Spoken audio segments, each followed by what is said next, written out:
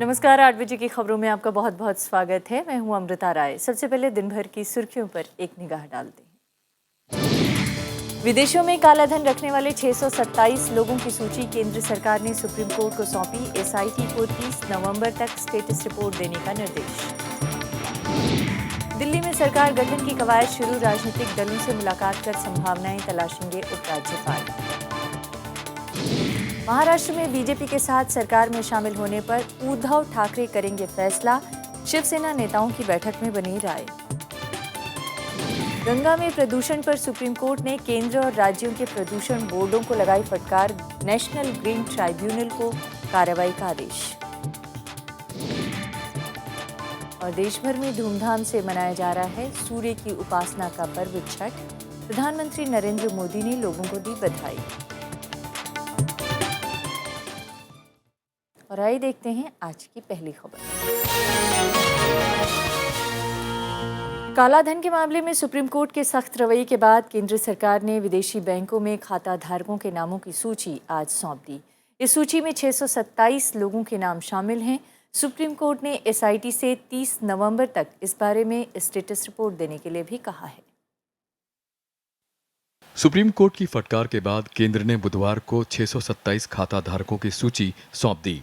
Attorney general Mukul Rohatgi ने ये नाम 3 सीलबंद लिफाफों में सौंपे। उन्होंने कहा कि खाता धारकों के बारे में ब्यौरा साल 2006 का है, जिसे फ्रांस ने 2011 में भारत को भेजा था। इन दस्तावेजों में फ्रांसीसी सरकार के साथ पत्र व्यवहार, नामों की सूची और स्थिति रिपोर्ट शामिल है। सरकार ने सुप्रीम कोर्ट के सामने सील्ड कवर पेश किया। उस सील्ड कवर में सारी लिस्ट जो HSBC की फ्रांस की सरकार के द्वारा मिली थी, वो लिस्ट जिसमें 627 या 28 नाम हैं, वो और उसका एक स्टेटस रिपोर्ट जो हर अकाउंट की गई है आज तक एसआईटी के अंडर, वो भी एक स्टेटस रिपोर्ट सील्ड कवर में पेश करी गई। सुप्रीम कोर्ट ने सीलबंद लिफाफे नहीं खोले और उन्हें एसआईटी को सौंप दिया।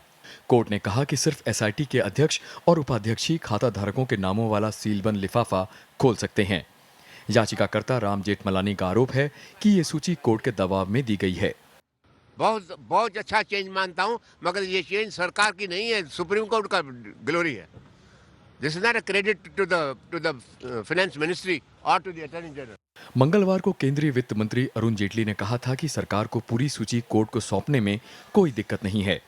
सरकार ने लोगों की निजता और विदेशों से हुई संधियों का हवाला दिया था, लेकिन कोर्ट ने सरकार से साफ कहा था कि वो विदेशों से की गई संधियों और जांच की चिंता किए बगैर उसे सूची सौंप दे। रविंद्र सिंह श्योरन, राज्यसभा टीवी।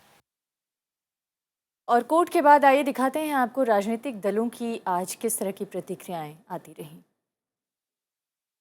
इस सरकार को तुरंत वो सारे नाम सार्वजनिक कर देने चाहिए और जो वायदा करते रहे हैं भारत की जनता से कि 100 दिन में वो सारा काला धन वापस लेके आएंगे, उनको वो काला धन वापस लाकर भारत की जनता में बांटना चाहिए। वो अपने चुनाव के अंदर जो वादे किए हैं उसको लागू करना चाहते हैं, तो सबसे पहले बताइए उनके हाथ में किन किन के नाम हैं और कितना धन जो है वो विदेश में, जो देश से लूटा गया वो विदेश में जमा, और सबसे बड़ी बात उसको वापस लाने का क्या योजना है। मेरी खबर के मुताबिक बड़े बड़े नाम जो हैं, जो नाम मैंने उजागर किए थे, उन नामों को छोड़ा जा रहा है, उन पे कोई एक्शन नहीं लिया जा रहा। कुछ लोगों के यहाँ इनकम टैक्स की रेड हो रही है, कुछ लोगों को नोटिस दिया जा रहा है। ये सिलेक्टिव क्यों? एक ही जुर्म सबने किया है तो सबके ऊपर एक ही तरह की जांच हो। इसका नियत बिल्कुल स्पष्ट है कि किसी भी कीमत पे जिन लोगों ने हिंदुस्तान से बाहर काला धन रखा है, उन लोगों के नाम को उजागर करना और काले धन को हिंदुस्तान में वापस लाना।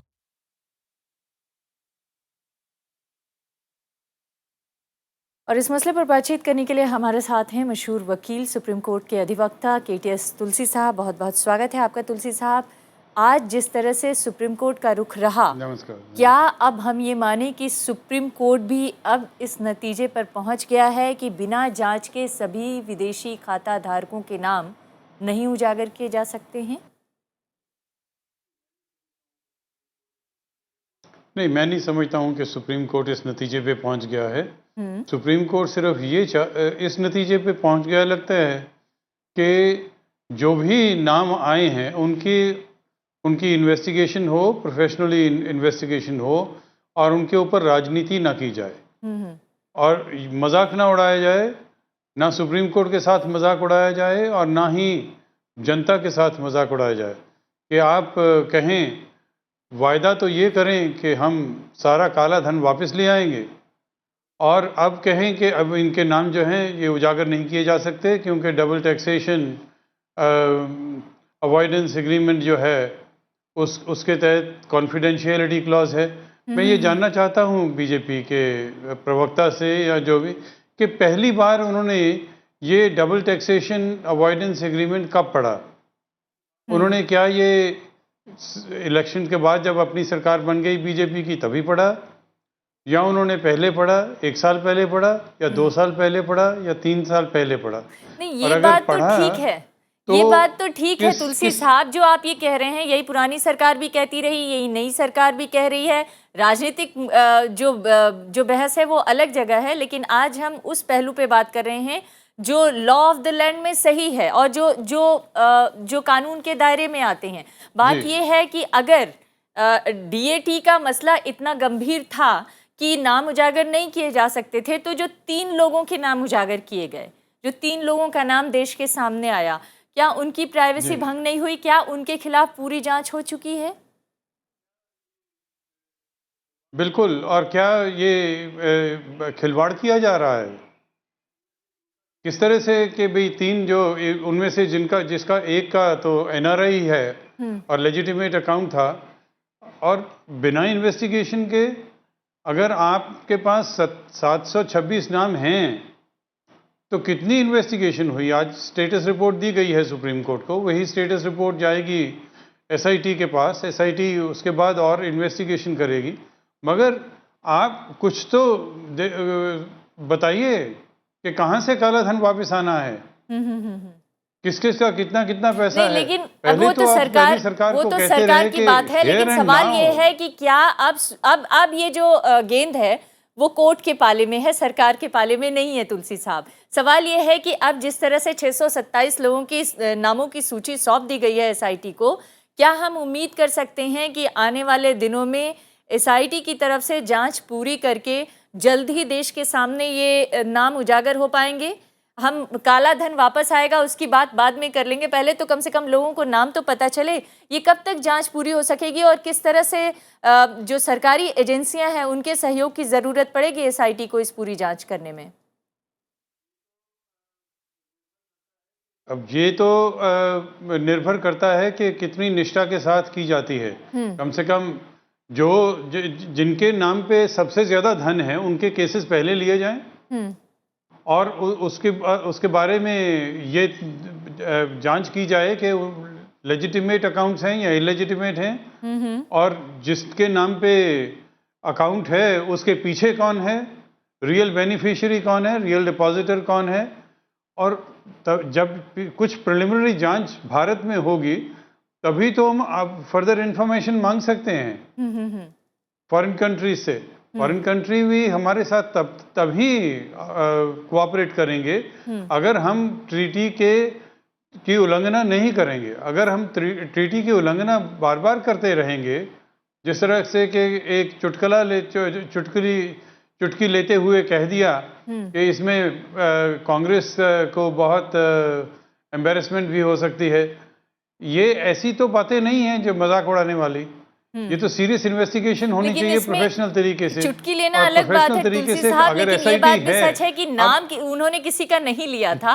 मगर सवाल यही है कि अगर जिस तरह से नाम 3 लोगों के ही सामने आए, क्या उनके नाम सामने आने के बाद जो अंतर्राष्ट्रीय संस्थाएं हैं या जो दूसरे देश हैं जहां पर इस तरह के ब्लैक मनी जमा है वो अभी सहयोग करेंगी कि नहीं करेंगी?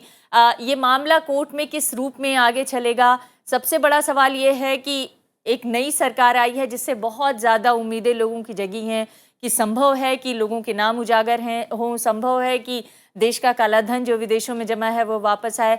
क्या जिस तरह से मामला आगे बढ़ रहा है सुप्रीम कोर्ट के जरिए एसआईटी के थ्रू और सरकार की मंशा को देखते हुए भी, आपको लगता है कि जल्द ही इस मामले में कोई नई प्रगति सामने आएगी और कम से कम देश के लोगों को पता चल सकेगा सच्चाई क्या है?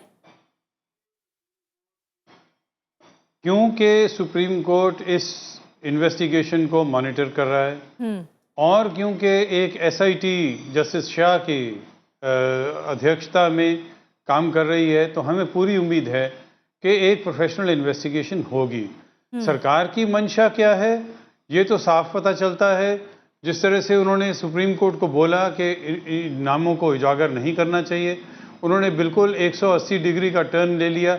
और फिर दूसरा ये भी लगता है कि जिस तरह के नाम उन्होंने 3 उजागर किए उससे भी उनकी मंशा पता चलती है, क्योंकि बड़े बड़े उद्योगपति जो हैं उनको तो नाम लिए नहीं गए, जिनके नाम पे अकाउंट्स भी हैं उनके नाम नहीं लिए गए।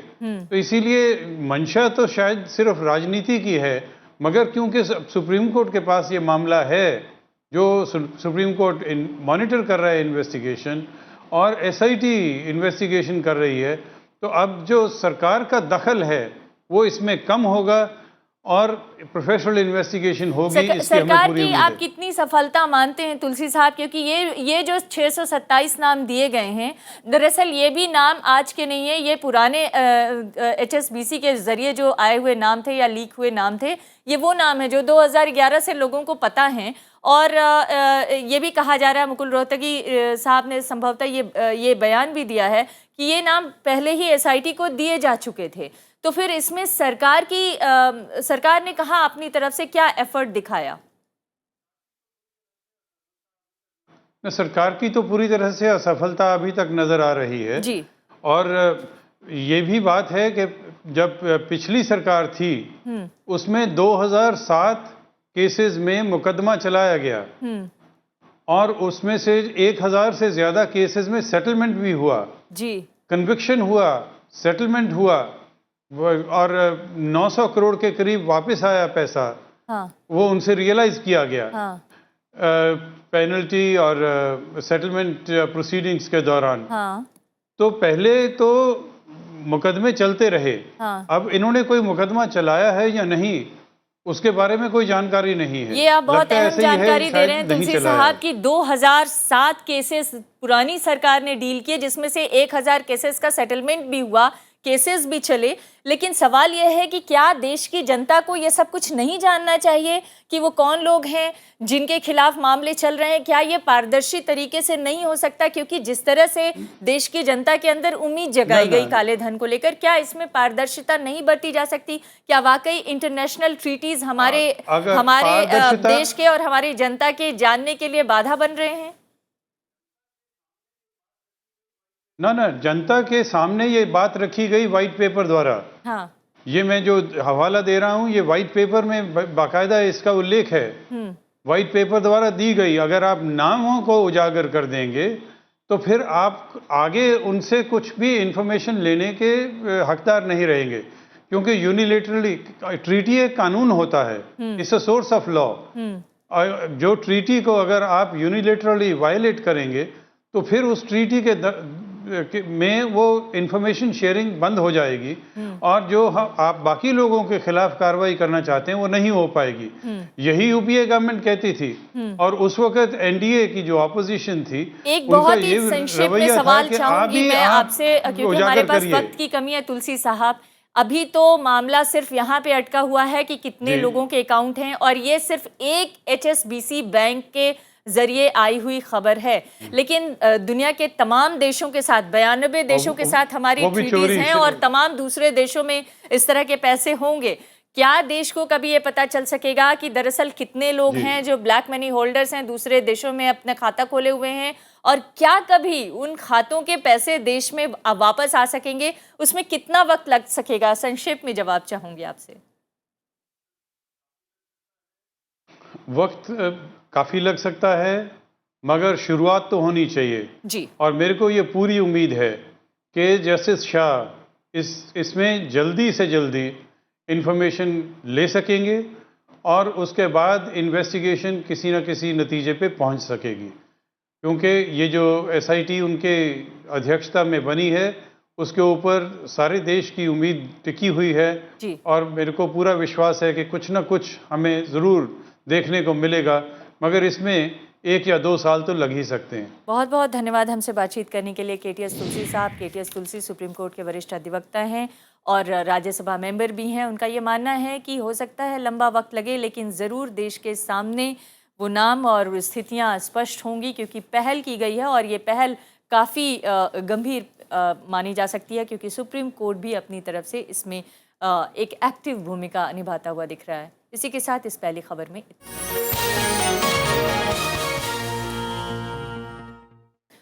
सुप्रीम कोर्ट ने गंगा की सफाई को लेकर केंद्र और राज्य प्रदूषण नियंत्रण बोर्डों की भी आज तीखी आलोचना की है। कोर्ट ने गंगा में प्रदूषण फैलाने वाली औद्योगिक इकाइयों के खिलाफ कार्रवाई नहीं करने पर फटकार लगाई है।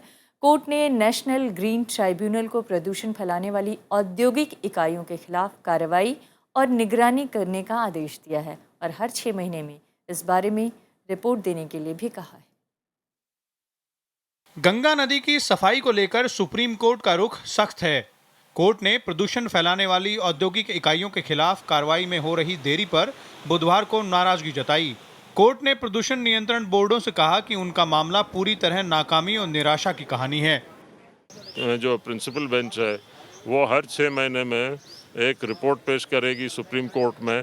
उस रिपोर्ट में ये बताएंगे एनजीटी के चेयरपर्सन कि उन्होंने क्या प्रोसीजर अडॉप्ट किया, उन्होंने कितनी इंडस्ट्रीज बंद की, उन्होंने कितना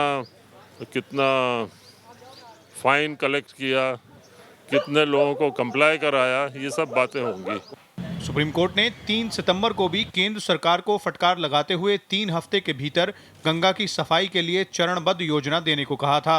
हालांकि राष्ट्रीय गंगा नदी घाटी प्राधिकरण की 27 अक्टूबर को हुई बैठक में गंगा निगरानी प्रबंधन केंद्र और गंगा वाहिनी संगठन बनाने का फैसला लिया गया था। सरकार ने 45 दिन में गंगा की सफाई के लिए कई कदम उठाने की बात भी कही थी। कोई अस्थि विसर्जन करता है, किनारे पर अस्थि विसर्जन हम नहीं होने देंगे, लेकिन अत्यधिक गहराई जहां ज्यादा है वहां पर यदि कोई अस्थि विसर्जन करता है तो फिर हम उसकी आस्था पर, उसके विवेक पर हम ये बात छोड़ेंगे। केंद्रीय प्रदूषण नियंत्रण बोर्ड के आंकड़ों के मुताबिक देश में करीब 764 औद्योगिक इकाइयां गंगा के किनारे चल रही हैं। इनसे भारी मात्रा में खतरनाक रसायन और प्रदूषित जल सीधे गंगा में मिलता है। वहीं किनारे बसे शहरों के सीवरेज और नालों से 2000 मिलियन लीटर से ज्यादा गंदा पानी रोज गंगा में गिराया जाता है। पिछले 10 साल में विभिन्न राज्यों में गंगा और यमुना नदी की सफाई पर करीब 1150 करोड़ रुपए खर्च हुए। राष्ट्रीय नदी संरक्षण निदेशालय से आरटीआई के जरिए मिली जानकारी में उत्तराखंड में गंगा नदी के संरक्षण पर 47 करोड़ रुपए खर्च हुए। उत्तर प्रदेश में गंगा, यमुना और गोमती की सफाई पर 463 करोड़ रुपए खर्च हुए। बिहार में गंगा की सफाई पर 50 करोड़ रुपए खर्च हो चुके हैं। पश्चिम बंगाल में गंगा, दामोदर और महानंदा की सफाई में 264 करोड़ रुपए खर्च हुए हैं। भारी भरकम रकम के बावजूद गंगा नदी की हालत में सुधार नहीं दिख रहा है। रविंद्र शोरान, राज्यसभा टीवी। केंद्रीय वित्त मंत्री अरुण जेटली ने कहा है कि नियंत्रक और महालेखा परीक्षक यानी सीएजी को सनसनी पैदा करने वाली खबरें नहीं देनी चाहिए। अरुण जेटली ने सीएजी को सरकारी प्रक्रिया की समीक्षा करके गलत निर्णयों को सिर्फ रेखांकित करने की सलाह दी है। उन्होंने दिल्ली में 27वें महालेखाकार सम्मेलन के समापन समारोह में ये बातें कही हैं। कांग्रेस ने वित्त मंत्री के इस बयान पर चुटकी ली। He doesn't have to sensationalize. He doesn't have to get into the headlines. He has to scrutinize thoroughly the decision-making process. He has to necessarily eliminate the possibility of any form of nepotism that may have been exercised. आज आप finance minister हैं, आप कैसे सवालिया निशान लगा रहे हैं? कॉन्स्टिट्यूशनल अथॉरिटी है सीएजी, उसे अपना काम करने दीजिए। और अब बात दिल्ली सरकार बनाने की कवायद की। राष्ट्रपति प्रणब मुखर्जी की मंजूरी के बाद उपराज्यपाल नजीब जंग ने दिल्ली में सरकार बनाने की कवायद शुरू कर दी है। उन्होंने केंद्रीय गृह मंत्री राजनाथ सिंह से इस सिलसिले में आज मुलाकात की और अपने रुख को साफ भी किया। राज्यपाल ने जल्द ही सभी दलों से चर्चा करने की बात भी कही है।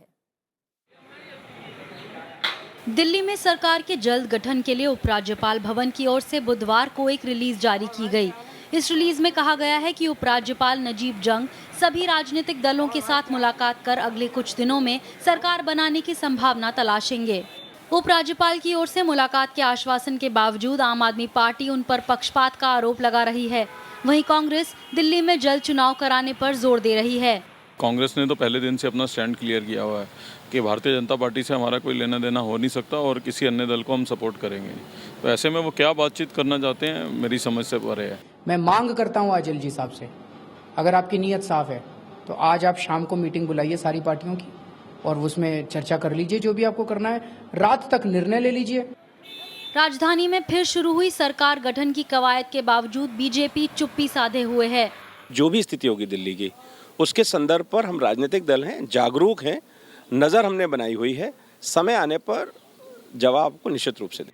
सुप्रीम कोर्ट ने दिल्ली में सरकार गठन के फैसले पर देरी के लिए मंगलवार को केंद्र सरकार और उपराज्यपाल नजीब जंग की खिंचाई भी की थी। सुप्रीम कोर्ट गुरुवार को दिल्ली विधानसभा भंग करने से जुड़ी आम आदमी पार्टी की याचिका पर सुनवाई करेगा। उपराज्यपाल नजीब जंग अब दिल्ली में सरकार गठन के लिए सभी राजनीतिक दलों से बात कर कोई निष्कर्ष निकालेंगे, लेकिन अगर राजनीतिक दलों की बात करें तो आम आदमी पार्टी और कांग्रेस बीजेपी को समर्थन देने से पहले से ही मना कर चुकी है, तो बीजेपी के पास मौजूदा बहुमत ना होने की वजह से सरकार सीधे रास्ते बनती नहीं दिख रही। ऐसे में ये कवायद कहाँ तक सफल होगी? कैमरा पर्सन प्रेम के साथ अनु दीवान, राज्यसभा टीवी, दिल्ली। और अब बात महाराष्ट्र सरकार की। महाराष्ट्र में बीजेपी के साथ शिवसेना सरकार में शामिल होगी या नहीं, इस पर अभी भी सस्पेंस बरकरार है। शिवसेना अध्यक्ष उद्धव ठाकरे ने आज पार्टी नेताओं के साथ बैठक की मुंबई में और इसमें पार्टी की आगे की रणनीति को लेकर चर्चा भी हुई।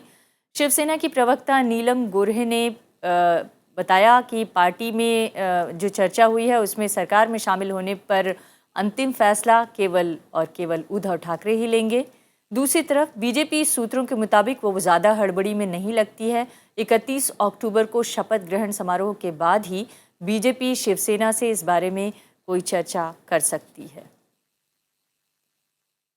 और आगे की खबर सीपीएम से जुड़ी हुई है। सीपीएम अपने घटते जनाधार से लगातार चिंतित है। दिल्ली में पार्टी की 4 दिनों तक चली केंद्रीय कमेटी की बैठक में पेश पॉलिट ब्यूरो की समीक्षा रिपोर्ट का अनुमोदन भी नहीं हो सका। कमेटी ने पॉलिट ब्यूरो को संशोधित समीक्षा रिपोर्ट तैयार करने के लिए कहा है। 1964 में गठन के बाद से सीपीएम के लिए पिछले 10 साल सबसे मुश्किल साबित हुए हैं। पार्टी अपने दोनों गढ़ों पश्चिम बंगाल और केरल में सत्ता से बाहर है। लोकसभा में भी पार्टी की अब तक की सबसे कम सीटें हैं। पार्टी पॉलिट ब्यूरो ने घटते जनाधार के मद्देनजर समीक्षा रिपोर्ट पार्टी केंद्रीय कमेटी के सामने पेश की, लेकिन पॉलिट ब्यूरो में इस पर सर्वसम्मति नहीं बन पाई। अब पॉलिट ब्यूरो एक संशोधित रिपोर्ट पेश करेगा। Who has a dissenting view can place that view in the central committee. This was made into an alternative draft according to some sections. We don't have any alternative draft. We have comrades who have their own point of view on some of the issues. Party में कमजोर होते संगठन और घटते जनाधार के कारण ढूंढने के लिए मंथन चल रहा है। पार्टी का एक तबका चाहता है कि महासचिव पिछले 10 सालों में पार्टी के बड़े फैसलों की जिम्मेदारी लें। अगले साल पार्टी कांग्रेस में इस मसले को उठाया जाएगा। We will get the party congress to provide the guidelines for holding a special conference, what we call a plenum, which will be held hopefully within a few months after the Visakhapatnam Congress that we hold. अगले साल अप्रैल महीने में विशाखापत्तनम में CPM की party Congress होगी। इसमें party के नए महासचिव का भी चुनाव होगा। श्याम सुंदर, राज्यसभा टीवी। नेशनल कॉन्फ्रेंस ने जम्मू कश्मीर में चुनाव आयोग से आचार संहिता में रियायत देने की मांग की है। नेशनल कॉन्फ्रेंस ने ये मांग राज्य में बाढ़ पीड़ितों के लिए चलाए जा रहे राहत और पुनर्वास कार्यक्रम के मद्देनजर की है। पार्टी के प्रवक्ता जुनैद मट्टू ने कहा है कि राज्य में राहत और पुनर्वास के काम बिना रुकावट चल सकें, इसके लिए ज़रूरी है कि चुनाव आयोग आचार संहिता में थोड़ी रियायत दे। एयरसेल मैक्सिस मामले में दिल्ली की विशेष अदालत ने मारन बंधुओं को समन जारी कर दिया है। विशेष अदालत 2G मामलों की सुनवाई कर रही है और एयरसेल मैक्सिस मामले में विशेष अदालत में पूर्व दूरसंचार मंत्री दयानिधि मारन, उनके भाई कलानिधि मारन और 6 अन्य लोगों को कोर्ट में आरोपी के बतौर हाजिर होने के लिए समन जारी किया गया है। इसमें मलेशिया के उद्योगपति टी आनंद कृष्णन का भी नाम शामिल है। विशेष अदालत ने सीबीआई के दाखिल आरोप पत्र पर संज्ञान लेते हुए समन जारी किया है और इन सभी लोगों को अगले साल 2 मार्च को कोर्ट में पेश होना है। देश के केंद्रीय विश्वविद्यालयों में अनुसंधान और उत्कृष्ट शिक्षा को बढ़ावा देने के लिए राष्ट्रपति ने विजिटर अवार्ड की शुरुआत की है। हर साल ये पुरस्कार उच्च शिक्षा के क्षेत्र में नए प्रयोगों के लिए दिया जाएगा। ये पुरस्कार उन केंद्रीय विश्वविद्यालयों को मिलेगा जहां राष्ट्रपति विजिटर हैं और इस पुरस्कार के जरिए केंद्रीय विश्वविद्यालयों के बीच स्वस्थ प्रतिस्पर्धा यानी कंपटीशन को बढ़ावा मिलेगा, ये मान्यता बताई जा रही है। लेकिन आम ग्राहकों के लिए एक अच्छी खबर नहीं है। सब्सिडी पर मिलने वाले रसोई गैस सिलेंडरों के दाम सोमवार से 3 रुपये प्रति सिलेंडर महंगे चुकाने पड़ेंगे उन्हें। गैस कंपनियों ने ये बढ़ोतरी डीलरों के कमीशन में इजाफे के मद्देनज़र की है। सरकार ने पिछले हफ्ते रसोई गैस डीलरों का कमीशन बढ़ाने का फैसला किया था। कमीशन की नई दरें 23 अक्टूबर से ही हालांकि प्रभावी हैं और डीलरों का कमीशन इससे पहले दिसंबर 2013 में बढ़ाया गया था। देश भर में छठ का पर्व धूमधाम से मनाया जा रहा है। ये त्यौहार बिहार समेत पूरे देश में मनाया जा रहा है। आस्था के महापर्व छठ में सूर्य को पहला अर्घ्य आज शाम को दिया गया। गुरुवार की सुबह उगते सूरज को अर्घ्य देने के साथ ही महापर्व संपन्न हो जाएगा।